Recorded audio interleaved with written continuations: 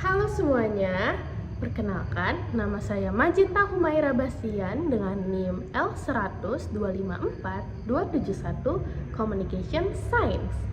Pada kesempatan ini, saya akan mempresentasikan artikel penelitian saya yang berjudul Peran Komunikasi Digital dalam Membentuk Interaksi Mahasiswa di Perguruan Tinggi. Penelitian ini berangkat dari satu pertanyaan utama. Bagaimana komunikasi digital membentuk pola interaksi sosial dan akademik mahasiswa generasi Z di lingkungan perguruan tinggi? Isu ini penting karena saat ini kita berada di era society 5.0 di mana teknologi tidak hanya menjadi alat tetapi sudah mempengaruhi cara berpikir, berperilaku, dan berinteraksi. Di kampus, komunikasi digital telah mengubah cara mahasiswa berkoordinasi, belajar, membangun relasi, bahkan mengekspresikan emosi. Ada dua alasan utama mengapa penelitian ini relevan. Pertama, adanya kesenjangan atau gap penelitian. Banyak kajian sebelumnya fokus pada teknologi dan perilaku penggunaan media, tapi belum banyak yang mendalami aspek emosional, etis, dan dinamika sosial dalam komunikasi digital mahasiswa. Yang kedua, adanya novelty atau kebaruan. Penelitian ini menyoroti proses komunikasi digital sebagai ruang pembentukan identitas, bukan sekedar alat tukar pesan. Penelitian ini menggunakan pendekatan kualitatif fenomenologis atau teknik yang berusaha menggali pengalaman subjektif mahasiswa secara mendalam. Itu saya dapatkan dari artikel FKIP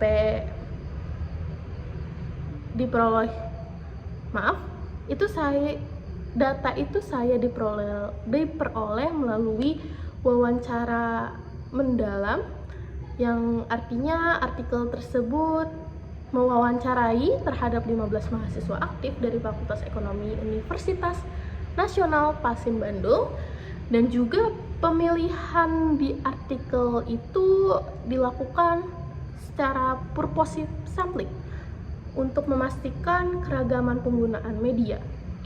Dan juga analisis dilakukan dengan metode pengkodean tematik dari Miles, Huberman, dan Saldana.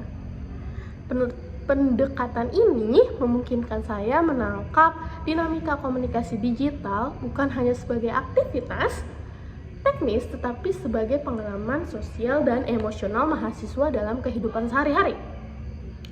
Hasil dari analisis data artikel yang saya sudah temukan, ditemukan 5 tema besar yang menggambarkan transformasi komunikasi mahasiswa generasi Z. Dari 5 tema besar tersebut, kita bisa lihat bahwa mahasiswa sangat mengutamakan kecepatan dan fleksibilitas, efisiensi dalam bahasa normalnya, dan juga praktisan komunikasi digital. WhatsApp and voice note menjadi media yang populer. Salah satu informan menyatakan juga mengirim voice note lebih cepat daripada mengetik panjang, terutama saat mengerjakan tugas kelompok. Namun, efisiensi ini sering juga membuat pesan jadi terlalu ringkas, kehilangan konteks, menimbulkan miskomunikasi. Dan juga tema kedua yang saya dapat itu kesulitan koordinasi dalam tugas kelompok. Meski teknologi memudahkan komunikasi, tidak semua mahasiswa terlibat aktif. Keluhan juga muncul dari artikel FKIP Fakultas Ekonomi Universitas Nasional Pasin Bandung itu mengatakan bahwa di grup WhatsApp banyak yang membaca tapi tidak membalas. Akhirnya keputusan jadi terlambat. Hal ini menunjukkan adanya kurangnya sense of responsibility, dan juga hambatan komunikasi dalam kerja kolaboratif online. Dan juga yang ketiga, ekspresi emosi di dunia digital sangat bergantung pada emoji, meme, dan stiker. Namun, maknanya sering ambigu. Contoh kasusnya juga saya bisa ambil bahwa kita umpamakan ada mahasiswa yang sedang lelah dan tidak membalas pesan, tetapi temannya menganggap marah atau sombong. Ini menunjukkan bahwa ruang digital belum mampu menggantikan kejelasan komunikasi tatap muka. Empati digital juga rendah. Dan juga yang keempat, ini masalah serius, yaitu penghindaran interaksi tatap muka. Banyak mahasiswa merasa lebih nyaman berkomunikasi di ruang digital.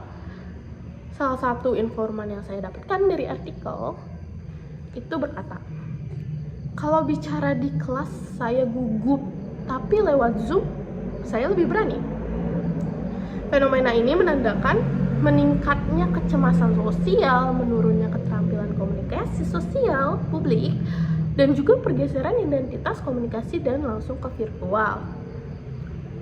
Kelima, yang terakhir, dan juga ini tidak bisa menjadi hal sepele karena mahasiswa sering tidak membedakan gaya bahasa untuk dosen dan teman.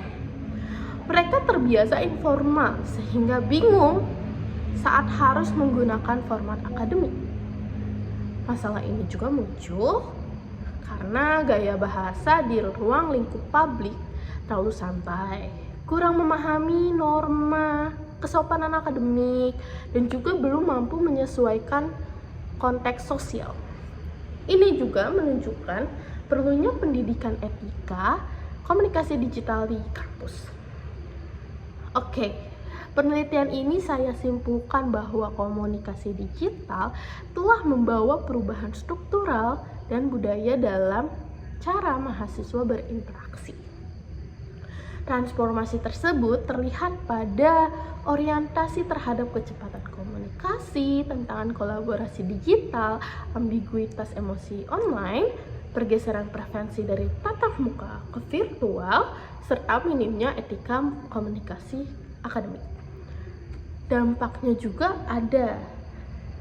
Yang pertama, kampus perlu merancang strategi komunikasi yang responsif dengan karakter generasi Z, dan juga kurikulum harus memasukkan literasi digital, etika komunikasi, dan pelatihan komunikasi publik berbasis teknologi. Ketiga, dosen dan institusi perlu memfasilitasi ruang interaksi yang seimbang antara digital dan juga tatap muka. Secara umum, komunikasi digital tidak hanya menjadi media, tetapi juga ruang sosial tempat mahasiswa membangun identitas, emosi, dan relasi. Itu adalah hasil dari artikel saya. Oke, sekian dari saya. Wabillahi taufik wal hidayah. Wassalamualaikum warahmatullahi wabarakatuh.